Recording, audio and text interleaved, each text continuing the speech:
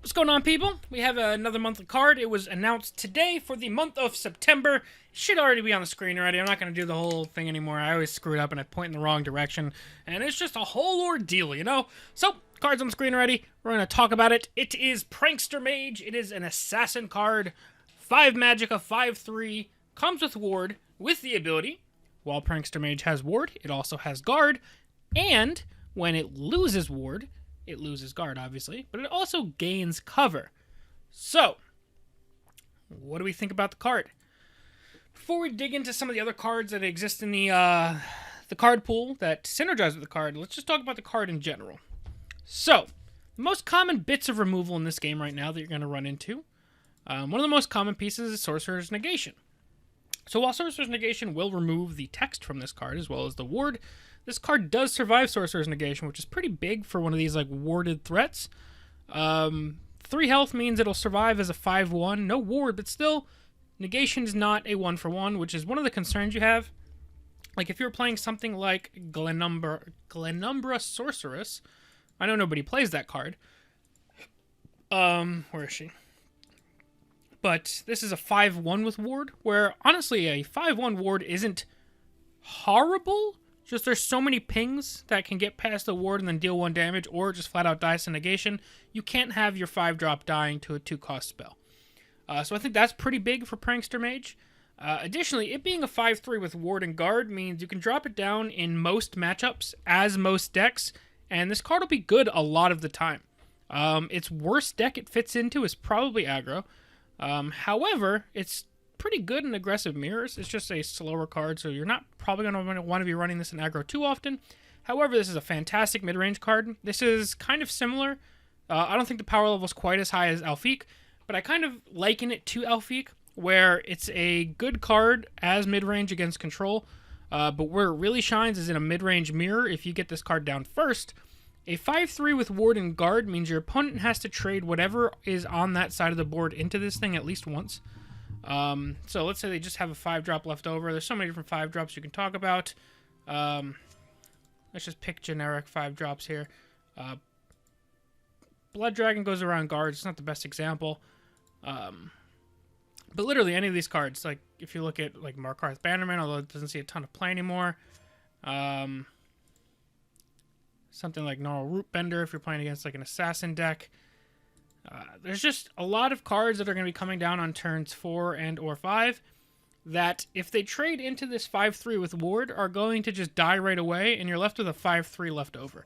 And even if your opponent is saying, I don't know, let's say they have a ping or something, or Ashlander Zealot, or Sharpshooter Scout, you can ping the ward off of this 5/3 if you want to keep going face, but you're still left with a 5/3 left behind, and you ate up a ping. So that's the absolute worst case scenario, where your opponent either has to trade a creature into this thing, and then the tiers of removal, because there's a couple tiers of removal in this game. 2, 3, and 4 are the 3 major stat lines. 2 means it dies to things like negation, Blackhand Messenger, Firebolt, things like that. Those are your most common early low tier removals. 3 health means it doesn't die to that. 3 health means it needs to be taken out by something like a Crushing Blow, or the other more common ones would be Channeled Storm and or Reverberating Strike. So being 3 health means you have to take one of these tiers of removal, so a mid-tier removal, if not something like a Lightning Bolt. So if the probably mid-ground scenario for this card is it eats up a ping or one of your opponent's weakest creatures and then eats up a piece of their mid-tier removal, this is a pretty solid 2-for-1 right here. And then we talk about some of the not so mid-ground plays, like when this card really gets high value for you. It would be something like eats up a 5 health creature, gains cover so your opponent can't proactively trade into it, and then you get to choose your next trade. This thing could possibly 2-for-1 2 quality mid-game threats from your opponent. So I think that it's really good in that front. I don't think this card is like insanely super crazy busted. Like I don't think it'll approach nerf status like Alfiq did. But I do think it's kind of almost on par with something like a Hand of Dagoth. Obviously, Hand of Dagoth is better. It's got one more health point, which means it goes back up to that next tier of removal where only lightning bolt based damage will take it out. It gets an extra keyword or 2 extra keywords. It's got breakthrough and drain, whereas the Prankster Mage gets ward and guard.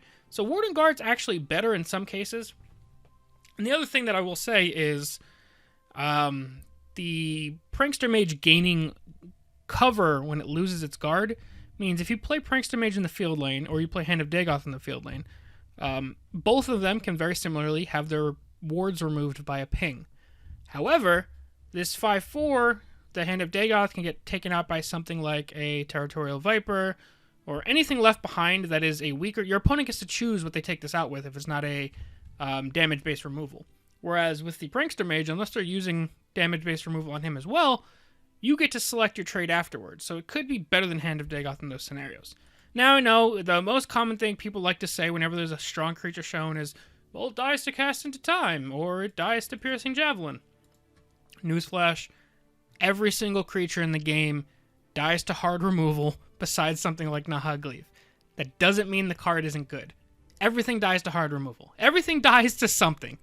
One thing being your weakness does not mean you are no longer a good card. This thing is not immune, but resists the initial push of lethal thanks to the ward. Honestly, even if this card is a slightly worse Hand of Dagoth, Hand of Dagoth is insane, guys. And that's the reason why it's a tricolor card, is it is insane. The card had to be nerfed already. And this is a dual color card, so it can be run in Assassin or a variety of tricolor decks, and it can even be run in the same exact deck as Hand of Dagoth. I think this card is incredibly powerful on that front, and that's not even counting things like Lesser Ward, Ward Crafter. I think the article mentions the Sixth House Amulet as ways to give it Ward again, which would thus give it Guard again. So that's pretty nutty on that front. There's a lot of different ways to give this thing Ward as well. If you're playing something like Dagoth, you'd be able to use the Battle Mace as well, which would mean you get to play the Battle Mace, you'd get to pair it with Hand of Dagoth. There's just a whole lot of good things on that front.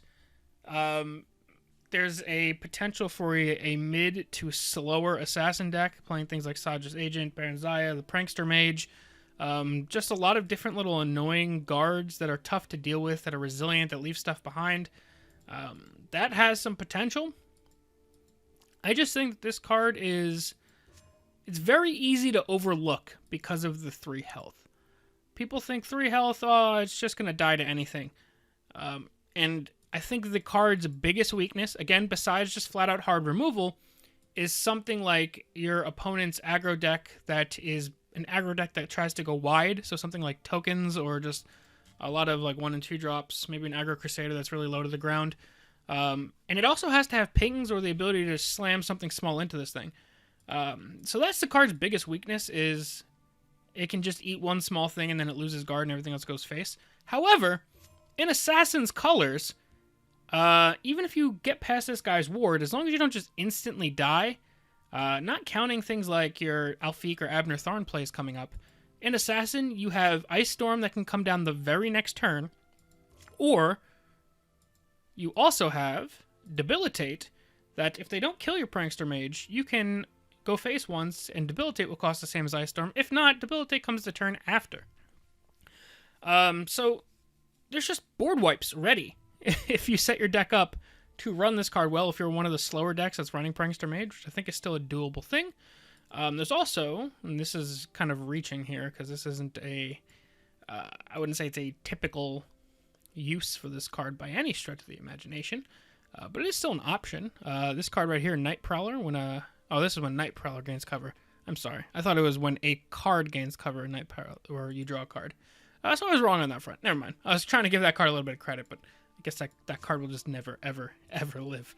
But yeah, I think this card is, I don't want to say underrated, because it's had some mixed reactions. People don't think it's bad. It's just people aren't super enamored by it, but some people think it's really good. So I'm interested to see the card work. I think it's better than it looks at first glance. It's very easy to judge this thing because of the 3 health. And yes, it is on 1 body, so again, you're worried about hard removal, But in a deck that runs Prankster Mage, can run Elfweyr Conjurer, if you're running Dagoth, it can run Hand of Dagoth. Like, at some point, you have more threats than your opponent can remove. Even Tribunal Control has a limit on how many cards they can remove one for one. So at some point, if you play enough of these threats, one or two of them is going to stick and you're going to start doing work. And this is one of those cards where I think its stick potential is very high, and even if it baits out a Javelin, maybe it means your Elfweyr Conjurer goes uncontested next turn, or some other power play on turn 6 goes uncontested next turn, and things just go bonkers.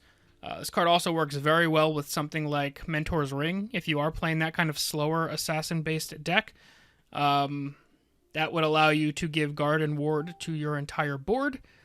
So that is another nice possibility to have going for you.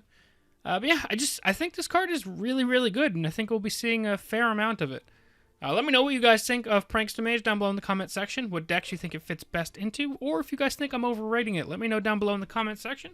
I'm looking forward to hearing what you guys think. As always, thank you all very much for watching. We'll see you guys next time. Peace.